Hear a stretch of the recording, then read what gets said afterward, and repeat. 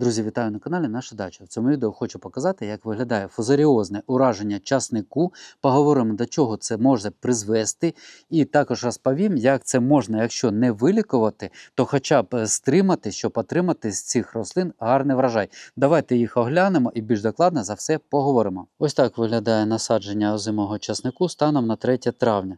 Доволі розвинене листя, надземна частина зеленого кольору. Ми для такого результату, звісно, працювали, провели 2 підживки, за які я розповідав на каналі.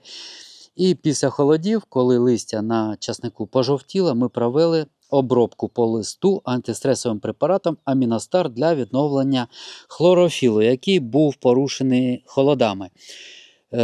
Колір листа зелений, як можемо бачити, тургор наче непоганий, шийка стебла також набирає розмір і збільшується в діаметрі, що може свідчити на перспективу гарного врожаю. Але не тут-то було, як то кажуть. Дивіться, гарний тургор, лист доволі міцний, не хилиться, але тільки поки не вийде сонце. Ось на нижніх листах можна побачити, що тургору вже немає. Це свідчить за те, що гриб фузаріоз вразив судинну систему рослин. Закупорка судин і коренева система не може прокачати достатню кількість води для того, щоб підтримувати в листях потрібний тиск. Лист по сонцю буде в'янути більше і більше з кожним днем. І, відповідно, зупиняється розвиток листової системи і цибулинка не збільшується. Давайте подивимося, ось, бачите, такі ознаки, але окрім ознак на листях, це початкові ознаки. Тому що в подальшому лист почне жовтіти, незважаючи на те, який колір він має зараз. Ось я приготував спеціально для демонстрації, обрав рослинку з краєчку, і ми її зараз викопаємо разом з вами, подивимося, що відбувається на коренях. Тому що фузаріоз йде 2 шляхами, може йти зараження. Найбільш поширеними. Це зараження ґрунту і зараження посадкового матеріалу. Ось ми викопали рослинку.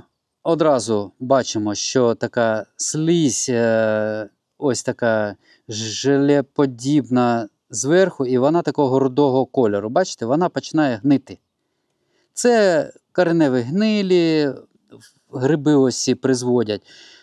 Воно таке не повинно бути. Це по-перше. А по-друге, давайте зараз помиємо кореневу систему і подивимось більш прискіпливо, що відбувається на неї.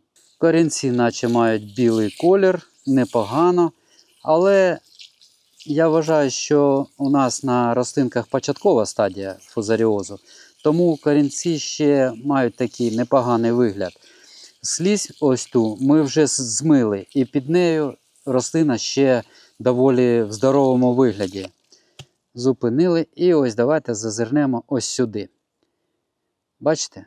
Ось вже йде ураження кореневої системи і донця нашої рослини. Гриб почав проникати. Він вже є ось такий очаг, через який і пішло зараження. Знизу вверх він буде розповсюджуватися по усієї рослинці. Ось це точка входу. І, до речі, ось таке ураження, це свідчить, що йде ця хвороба саме з ґрунту.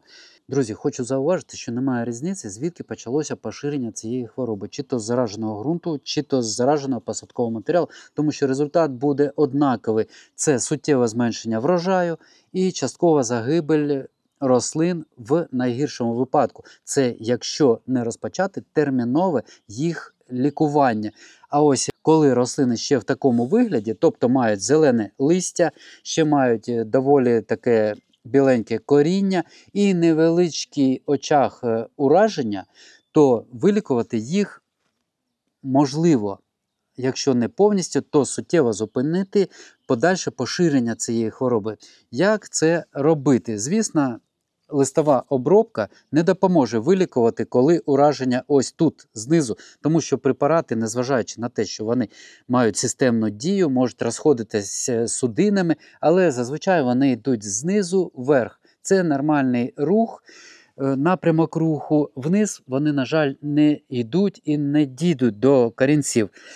Тільки полив. Чим краще за все поливати? В нашому випадку ми будемо використовувати Magnicur Energy. Можливо, хтось знає цей препарат під назвою Previcur. Якщо немає Magnicur Energy, можна використати як замінник, наприклад, фундазол або Топсін М. Можливо, якийсь ще подібний пошукати від кореневих гнилі. Але якщо розставляти їх по пріоритету, я б все ж таки надав перевагу Previcur, точніше Magnicur Energy. В яких пропорціях? 2 пакетики по 10 мл на 10 літрів води. Так, це доволі дороговартісне заняття рятувати, і навряд чи це підійде для великих ділянок, для полів, засаджених часником. Але в нашому випадку, коли ми на дачі невеличку грядку вирощуємо, то це цілком прийнятний спосіб.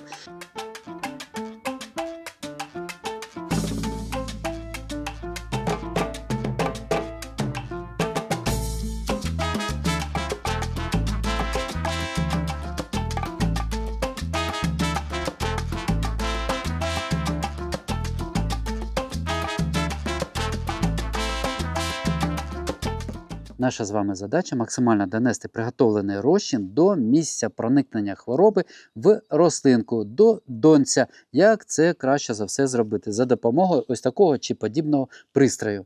Робимо отвори глибиною 7-8 см ближче до стебла рослинки.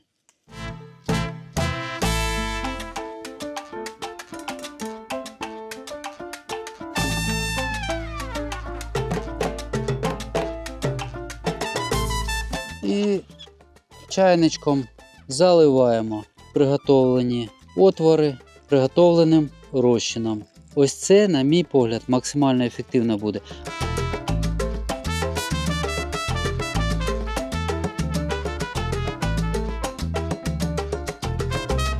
Після того, як пролили, ми їх ось так трішки прикриваємо.